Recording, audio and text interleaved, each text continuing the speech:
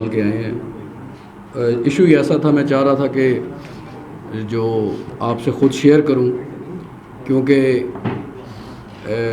इस इशू के ऊपर एक बहुत बड़ा एक मजहबी फसाद और जो ज़िले का अमन अमान ख़राब होने के चांसेस थे। और जब ये वाक़या हुआ तो उस वक्त हम भी काफ़ी पैनिक में आ गए, और कि मदरसे के मोहतरम जो हैं और जिन्होंने 2 मदरसे बनाए, आलम थे अपने इलाके के, अपने गांव के। लाला मूसा में भी इन्होंने मदरसा बनाया हुआ था, वहाँ पे अपने गांव में भी मदरसा बना रहे थे। हाफिज़ आफ्ताब मौला इनका नाम था। इनको किसी ने मार दिया, टारगेट किलिंग कर दी। ये तकरीबन कोई 3 हफ़्ते पुरानी बात है, संडे का दिन था। और तो फौरी तौर पर हमने रिस्पॉन्ड किया और एसपी साहब मौके पे गए। हमारी बाकी जो टीम है, एसएचओ ककराली और सारे, तो बाकी सीटीडी वगैरह जितने भी दीगर एजेंसीज़ हैं, उन लोगों ने भी इस पे काम किया। तो हमें अंदाज़ा तो पहले दिन ही हो गया था कि ये उस तरह का मामला नहीं है, इस तरह का इसको पोर्ट्रे करने की कोशिश की जा रही है। ये कोई मजहबी या कोई दूसरी कोई टारगेट किलिंग नहीं है। ये कोई मामला इर्द गिर्द का ही है, कोई ज़ाती रंजश या ज़ाती अनाद का कोई इशू है हमें पहले दिन से। लेकिन चूँकि उस वक्त रश था और ये सारे मामला लॉ एंड ऑर्डर की सिचुएशन का ख़दशा था, फिर हमने अपनी तफ्तीश को आहिस्ता आहिस्ता अंदाज से आगे बढ़ाया और हम चीज़ों को इकट्ठा करते रहे। इसमें एसएचओ ककराली ने बड़ा इसमें जाँफशानी और मेहनत के साथ इसने काम किया। पहले दिन ही जो इसकी रीडिंग थी और एसपी इन्वेस्टिगेशन की जो रीडिंग थी, आखिरी दिन भी वही चीज़ साबित हुई।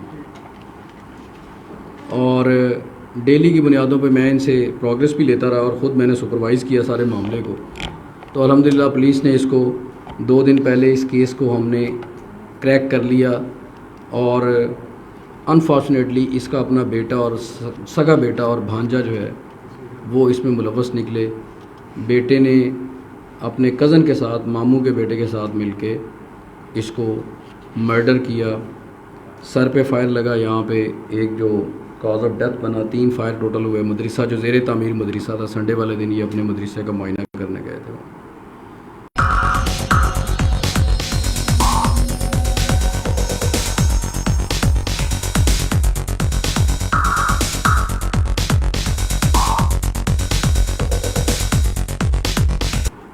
और मैं समझता हूँ कि ये पुलिस ने बड़ी टेक्निकल जो है अपनी एक्सपर्टीज़ और प्रोफेशनल एक्सपर्टीज़ इस्तेमाल करते हुए इस केस को क्रैक किया अल्हम्दुलिल्लाह।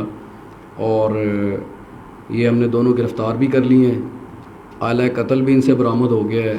दे कन्फेस्ड एज़ वेल। मैंने ख़ुद भी तफ्तीश की, तो ये चीज़ आपके सामने मैं लाना चाह रहा था। और ये जो अनफॉर्चुनेट एक इंसिडेंट हुआ which could have been culminated into a bigger sectarian issue, इस तरह का मामला अगर पुलिस इस पर मेहनत ना करती और इसको अनर्थ ना करती, तो जिस तरह की मुख्तलिफ बातें उन्होंने इंटरव्यू, आकाश न्याजी बैठा हुआ ना, ये बड़े इंटरव्यू कर रहा था उस दिन है। क्यों जी आकाश, ऐसे ही है? हाँ, तो उलमा ने भी मुख्तलिफ बयान दिए। ऐसे ही आकाश, वो मैं तुम्हारी वो देखा। तो अल्हम्दुलिल्लाह इसको अल्लाह रब्बुल इज़्ज़त के फजलो करम से पुलिस ने इसको डिटेक्ट कर लिया जी। मुलजमान भी हमारे पास हैं। वजह नाद ये है जी, ये बच्चा है 10th क्लास में पढ़ता है, अब्दुल्ला इसका नाम है, जो मकतूल का बेटा है। ये कहता है जी हमें ये बाप जो है तशद्दुद का निशाना बनाता था, हमारी माँ को भी। ये 5 बहन भाई हैं, 3 भाई हैं, 2 बहनें हैं, ये बड़ा है और ये उसका मामू का बेटा है। ये इसकी मंगनी हुई थी इसकी बहन के साथ। जब इसकी माँ उसके पास रिश्ता लेने गई तो उसने इसके मामू ने क्या लगा वो, इसका फूफा लगा, हाँ, फूफा ने इसकी माँ के साथ झगड़ा भी किया और वो निकाह नहीं करके दे रहा था। ये बीए का पढ़ता है, इसमें नंबल यूनिवर्सिटी में बीए कर रहा है। इसने एक लड़के से 13,000 रुपये में पिस्टल ख़रीदा, गोलियां ख़रीदी, और इसने अपने मामू के फूफे के बेटे के साथ, मकतूल के बेटे के अब्दुल्ला के साथ मिलके उसको फिर कत्ल करने का मंसूबा बनाया। तो प्लानिंग के साथ इन्होंने किया कि जी वो मारता था इन बच्चों को। ये तो बच्चा है अभी छोटा, 10th क्लास में, जितनी उसकी समझ है।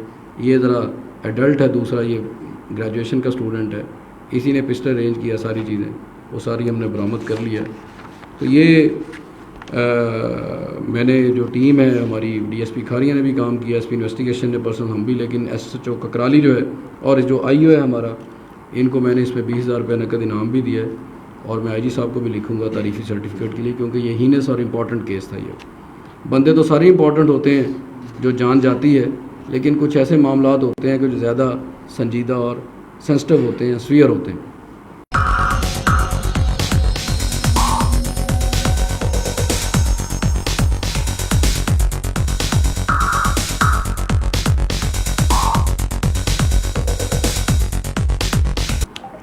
और जिसमें मजहबी और इस तरह का मामला इन्वॉल्व हो तो वो फिर इस तरह के इशू बन जाते हैं।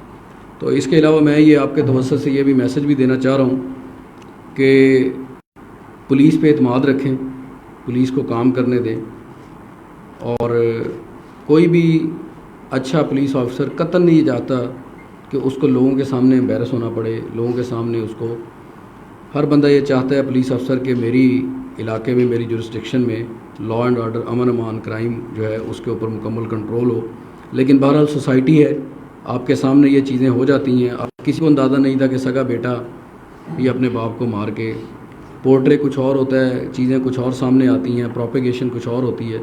तो एतमाद रखें और पेश की राय कायम ना करें जब तक तफ्तीश मुकम्मल नहीं होती, ताकि कोई भी दुश्मन जो है हमारे, या दुश्मन एजेंसी, उसको इस्तेमाल करते हुए कोई जो हमारी सोसाइटी में अनरेस्ट न फैला सकें, अदम एतमाद की फ़िज़ा या एक तशद्दुद की फ़िज़ा को फ़रोग़ ना दिया जा सके। तो ये चंद बातें मैंने आपसे शेयर करनी थी।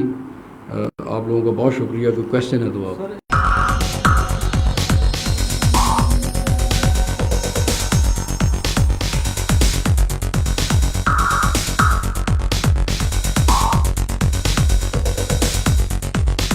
एफआईआर में ये पूरे गवाह थे, तो ये किस तरह ट्रेस फिर हुए कि आप ट्रेस मैंने बता दिया जी। इसमें टेक्निकल भी हमने एक्सपर्टीज़ अपनी इस्तेमाल की, प्रोफेशनल भी। गांव के अंदर हमने सादा कपड़ों के अंदर बंदे भी छोड़े। गांव के जो हाज़िर और रिटायर पुलिस अफसरान हैं, मैंने उनको भी लगाया हुआ था भद्र गांव के, और इनके घरों में मुख्तलिफ़ लोगों को हमने वो सारी चीज़ें, यानी हमने अपनी ह्यूमन इंटेलिजेंस को बुनियादी तौर पर इस्तेमाल किया। और दूसरा, मैंने जैसे कहा, क्राइम सीन बोलता है, जुर्म निशान छोड़ता है। जब पहले दिन एसपी साहब गए हैं और एसएचओ गया, जो इन्होंने मुझे बात उस दिन बताई है, वही बात आखिर पे निकली। सर, इसमें सुलह का जो आंसर आएगा कि फैमिली का एक मैटर है, तो उसको ख़त्म करने के लिए क्या बात करेंगे? देखें, ये एक लार्जर बहस है, बड़ी बहस है। हम इंशाल्लाह कोशिश करेंगे कि इनको कानून के मुताबिक जो है, जो मेरिट के ऊपर इनको हम कन्विक्ट करवाएं और सज़ा दिलवाएं। जिन इश्यूज़ की तरफ आपने इशारा किया है, बहरहाल वो इश्यूज़ हैं हमारे माशरे के अंदर, उनके ऊपर सबको मिलकर सोचना है, तो वो एक अलग बहस है।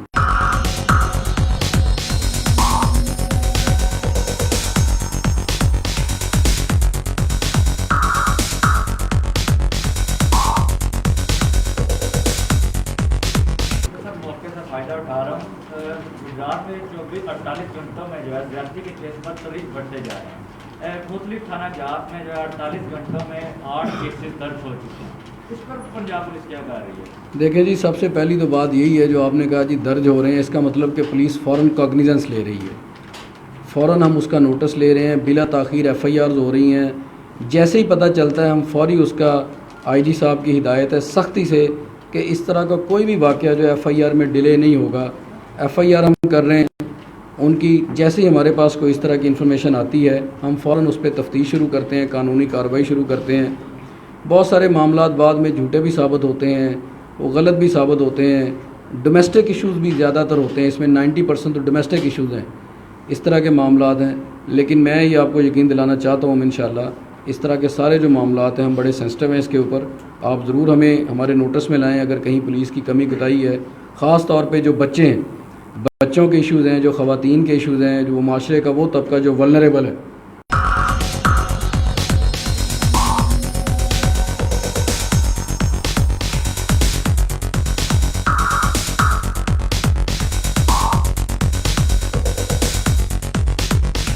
जो वल्नरेबल है, कमज़ोर है, उनके हवाले से अगर आप समझते हैं, आपने देखा होगा मेरी आदत है, आप कोई भी बात मेरे नोटिस में लाते हैं, मेरी कोशिश होती है कि उसके ऊपर ज़रूर जो है वो पुलिस मेरिट के ऊपर एक्शन करे।